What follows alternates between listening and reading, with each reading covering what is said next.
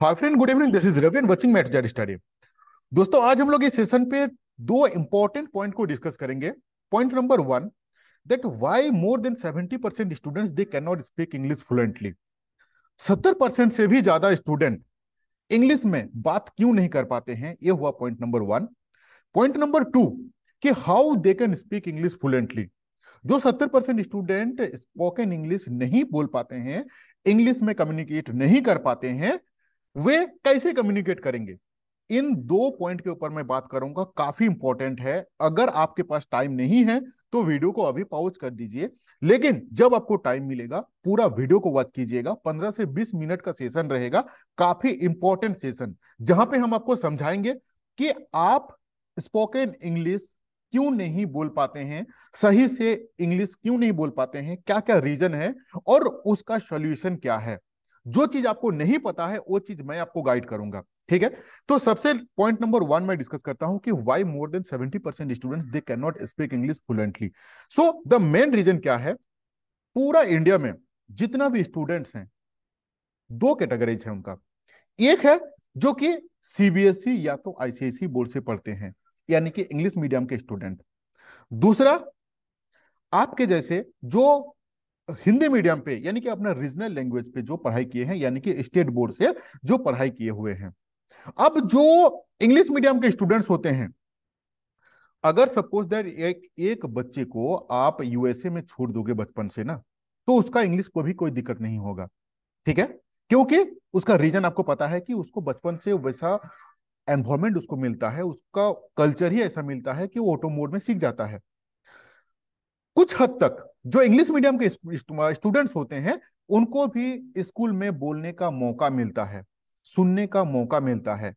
they all got the opportunity to listen and speak, but the thing is that जो Hindi medium के students होते हैं उनको क्या प्रॉब्लम है वो चीज मैं आगे बताऊंगा। देखो, अगर आप थोड़ा सा याद करोगे, जब आप क्लास 5 में थे, 6 में थे, 7 में थे, 8 में थे, तो आपको ग्रामर सिखाया जाता था।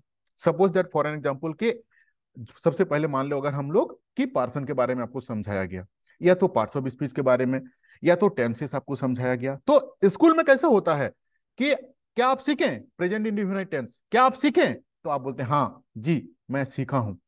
मतलब आपको क्वेश्चंस पूछा जाता था कि क्या आपने सीखे, तो आपका आंसर आता था कि हाँ मैं सीखा हूं।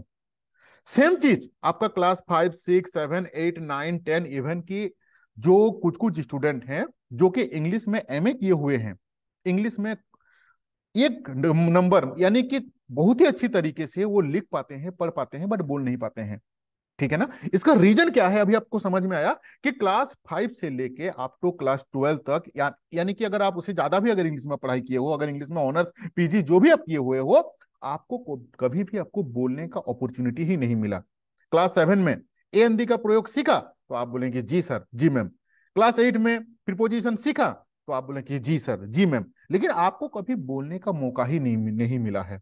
तो ये है सबसे बड़ा प्रॉब्लम, जो कि और सिर्फ नॉट ओनली यू, 70% स्टूडेंट्स के साथ में ये सेम चीज हो रहा है, जिसके चलते वो बोल नहीं पाते हैं। लेकिन जो इंग्लिश मीडियम के स्टूडेंट्स होते हैं उनको स्कूल पे ही बोलने का मौका मिलता है, जो कि आपको नहीं मिला है। तो अभी ये हुआ मेन चीज। अभी आपको इतना में समझ में आ चुका है कि आप इंग्लिश क्यों नहीं बोल पाते हो। देखो, अगर आप इंग्लिश सीख जाओगे तो इसका एडवांटेज क्या क्या है, बोलने का जरूरत नहीं है मुझे, क्योंकि आप भी जानते हो कि अगर आप इंग्लिश सही से बोल पाओगे तो एटलीस्ट मार्केट में 20 से 25 हजार का सैलरी आपको 100% मिल जाएगा, अगर आप थोड़ा सा कोशिश करोगे तो। ये मैं श्योर नहीं हूं कि झारखंड सरकार आपको नौकरी देगा कि नहीं, लेकिन अगर आप अगर आप कम्युनिकेशन स्किल सही कर लेते हो तो आप अपने ऊपर जो जॉबलेस लगा हुआ है कि मैं बेरोजगार हूं, आप उसको दूर कर सकते हो और 2 रुपया अर्निंग कर सकते हो, ठीक है। तो चलो वो तो बात का बात है। सबसे इंपॉर्टेंट चीज रहता है, अभी मैं आपको समझाने जा रहा हूं कि जो 70% स्टूडेंट्स होते हैं वे इंग्लिश कैसे बोल पाएंगे। देखो, अगर आपने आज तक कोई यूट्यूबर को फॉलो किए होंगे, गूगल में सर्च किए होंगे, किताब पढ़े होंगे कि इंग्लिश कैसे बोला जाता है, तो वहां पे मोस्ट प्रोबेबिलिटी दो तीन चीज कॉमन रहता है, जो कि जितना भी ट्रेनर रहते हैं सबका सेम स्टेटमेंट रहता है कि इंग्लिश में सोचो, इंग्लिश में बोलो, मिरर के सामने बोलो। भाई मेरा एक ही क्वेश्चन रहता है उन सारे ट्रेनर को, अगर मैं आपको बोलूं कि आप फ्रेंच में सोचना स्टार्ट करो तो क्या आप सोच पाओगे? नहीं ना। रीजन क्या है? क्योंकि आपको सेंटेंस फॉर्मेटिंग आता ही नहीं है फ्रेंच का। आप जापानीज लैंग्वेज का, चाइनीज लैंग्वेज का अगर मैं आपको बोलूंगा कि सोचो, तो आप नहीं सोच पाओगे। क्यों? क्योंकि आपको उसका सेंटेंस बनाना ही नहीं आता है। सो फर्स्ट क्या है, पहला काम क्या होता है? इंग्लिश जो है ये L2 में आता है। अगर आप इंग्लिश पेडागोजी पढ़े होंगे तो आपको पता है कि ये एक L2 आता है, जो कि एक फॉरेन लैंग्वेज है। ठीक है, तो ये हम लोग का मदर टंग नहीं है, मातृभाषा नहीं है, जिसको हम लोग ऑटो मोड में सीख पाएंगे। तो इसको सीखने के लिए कुछ सिस्टमेटिक अप्रोच है, जिसको आपको फॉलो करना बहुत जरूरी है। अगर कोई बोल रहा है कि नहीं, इंग्लिश में सोचो, इंग्लिश गाना देखो, इंग्लिश मूवी देखो, इंग्लिश न्यूज देखो, ठीक है, उसमें इंप्रूवमेंट आएगा, बट आप इंग्लिश नहीं बोल पाओगे। क्यों? क्योंकि जब तक आप इंग्लिश का सेंटेंस फॉर्मेट नहीं कर पाओगे, तब तक आप इंग्लिश नहीं बोल पाओगे।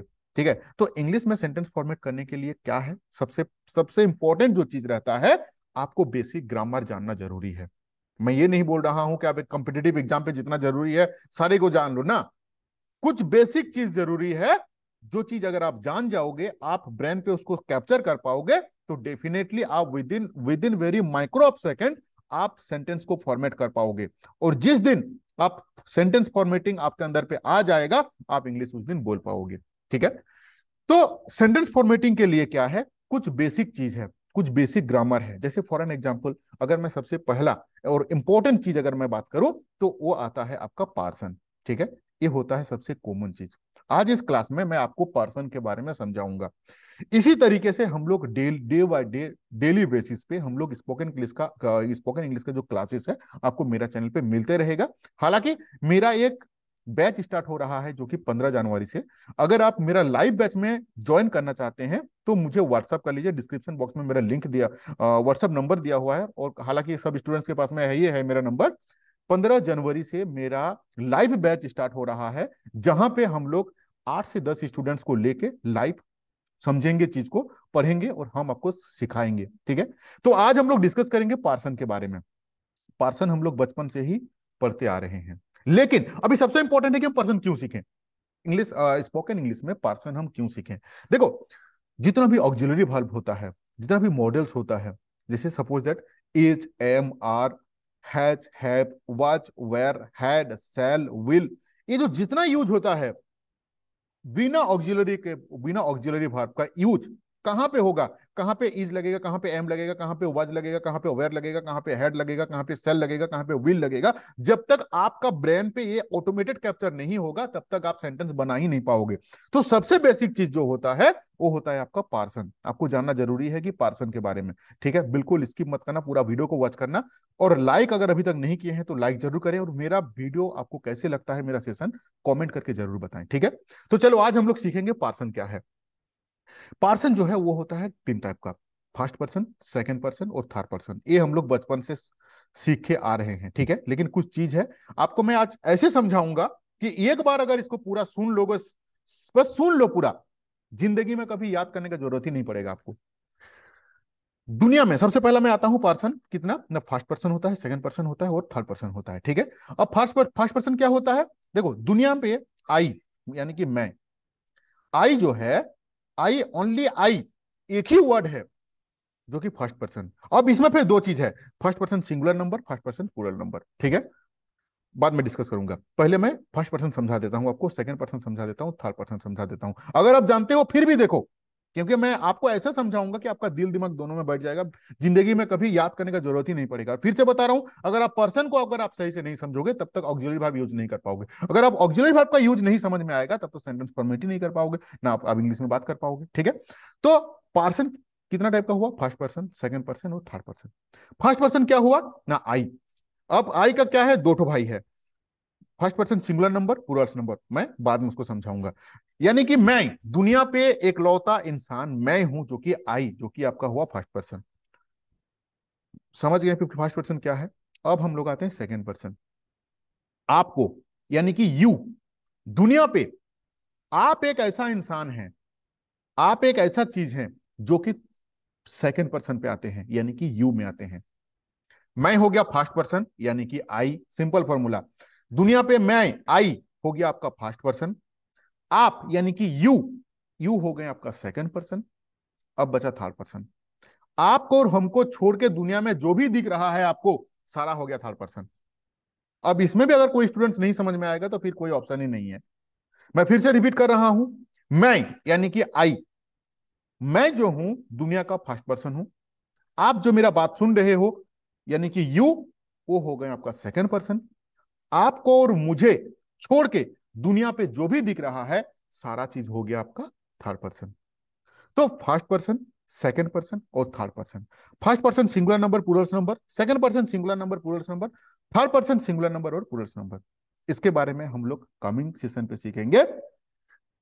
मैं कमिंग सेशन तब लाऊंगा अगर मुझे कमेंट चाहिए आपका कि क्लास कैसे लग रहा है। अगर आपको इंटरेस्टेड नहीं है स्पोकन इंग्लिश सीखने का तो कोई मतलब नहीं बनता है मुझे। और हम लोग अपना जो जीएसएससी का जो सिलेबस है वो तो कवर करेंगे ही, एज मतलब बिल्कुल उसको कंप्लीट करेंगे हम लोग पेपर 1 और पेपर 2। लेकिन मैं चाह रहा हूं कि आप कम्युनिकेशन स्किल्स भी अगर आपका सही हो जाएगा तो एटलीस्ट आप अपने आप को ऐसा काबिल बना लोगे कि प्राइवेट सेक्टर में भी आपको एक 20,000 का नौकरी मिल जाए और अपने आप को जो जॉबलेस जो वर्ड है, मैं बेरोजगार हूं, उसको आप रिमूव कर पाओ। ठीक है, तो आपका कमेंट का इंतजार रहा मेरा। नेक्स्ट क्लास में मिलते हैं। Thank you to watching this video.